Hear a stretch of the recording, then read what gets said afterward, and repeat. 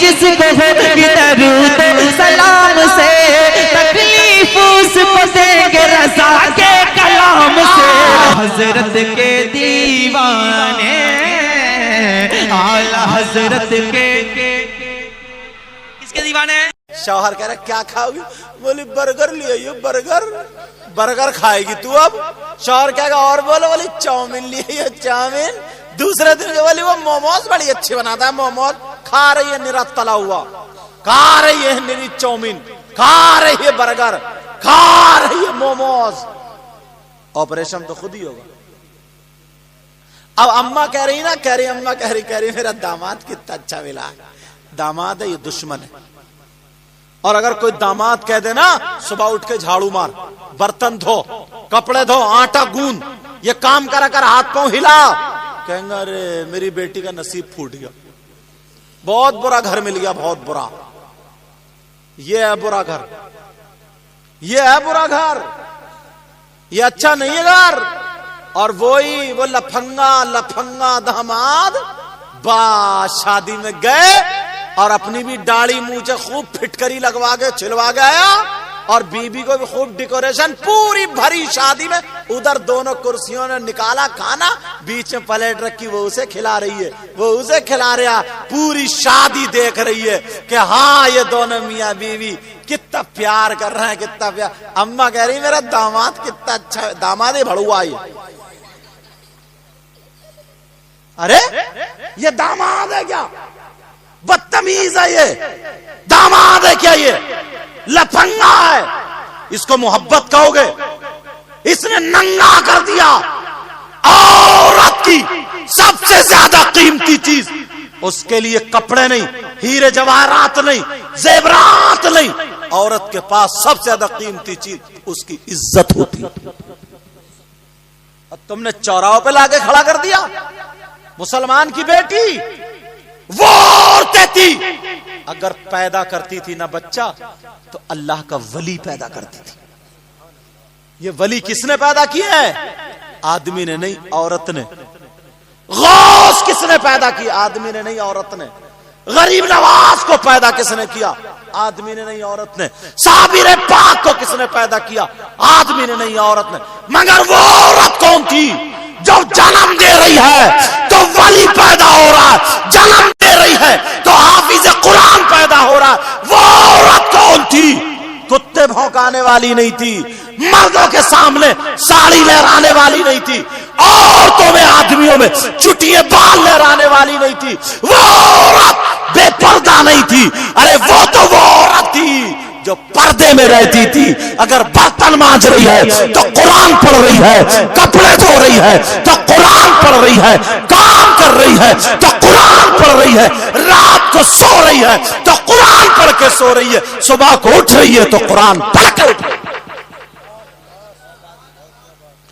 غوث پاک کی ماں، بڑے پیر صاحب کی ماں فرماتی ہیں جب تک میں نے اپنے بچوں کو دودھ پلایا کبھی بغیر وضو دودھ نہیں پلایا، بغیر وضو کبھی دودھ نہیں پلایا۔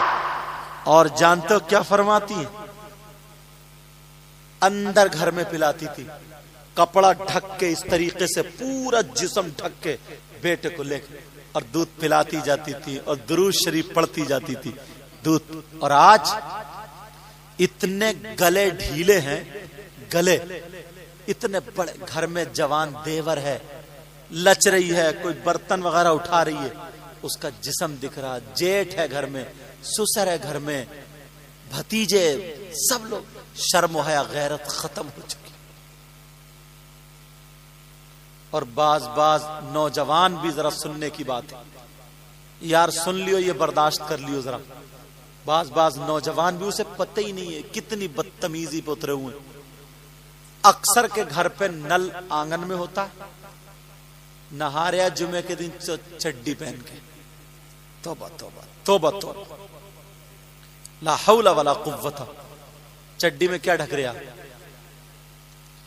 تمہیں میری بات یہ لگے گی کہ سید صاحب کیسے کہہ رہے ہیں، مگر ایک مرتبہ یار برداشت کر لیو، ذرا سوچ لیو، گھر میں جوان بہن بھی تو ہے، ماں بھی تو ہے، بھابھی بھی تو ہے، پھوپھی خالہ چاچی کوئی نہ کوئی تو ہے، کوئی بھی نہیں ہے تو خود تو ہے, ابا بھی ہیں, بھائی بھی ہیں.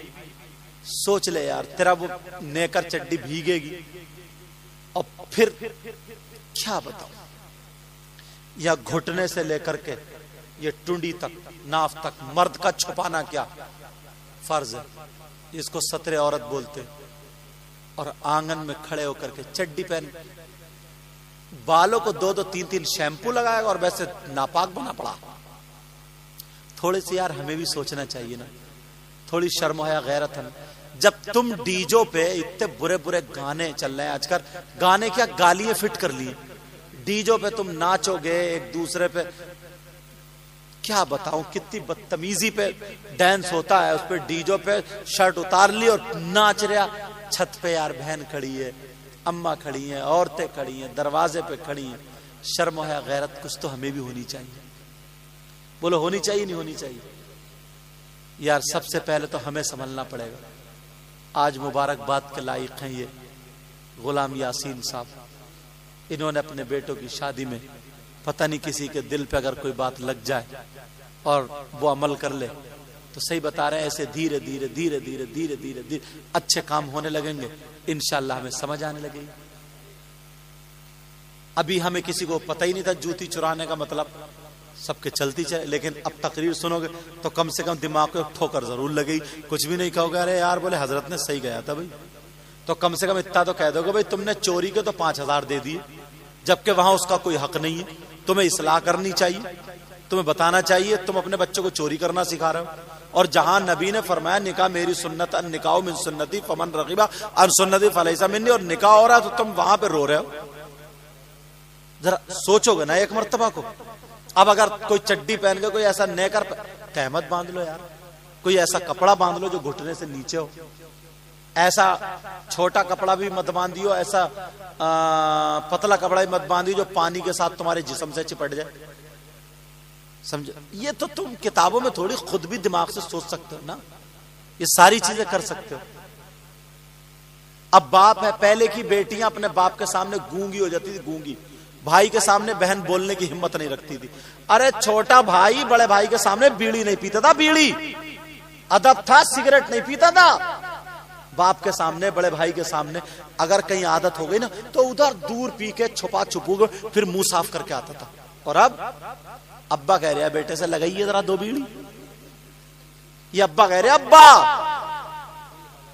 کہہ رہے لگائیے لگائیے 2 بیڑی لگائیے یار, ذرا پیٹ میں گیس بن رہی ہے. کون سدھارے گا یہ؟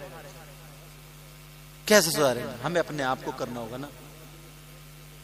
صحیح بات ہے, یہ ہمیں اور آپ کو سب کو دیکھنا پڑے گا. پیارو, میں دل سے دعائیں کرتا ہوں اللہ تعالیٰ تمہارے گھر میں برکتیں عطا فرمائے. میرے مولا ہم سب کو عمل کی توفیق عطا فرمائے. دھیرے دھیرے انشاءاللہ کامیابی کی طرف چلے جائیں گے. یہ جو شادی ہو رہی ہے میرے مولا اس میں خوب خوب برکتیں فرما, رحمتوں کا نزول فرما. اے اللہ عزت کے ساتھ پائے تکمیل تک پہنچا دے. میرے مولا جن کے گھر میں بچیاں ہیں اور ان بچیوں کا بھی رشتہ نہیں ہوا ہے, اللہ تو غیب سے ان کی مدد فرما دے. ان ہاں چلو اتنا ہی کھوریا کافی ہے.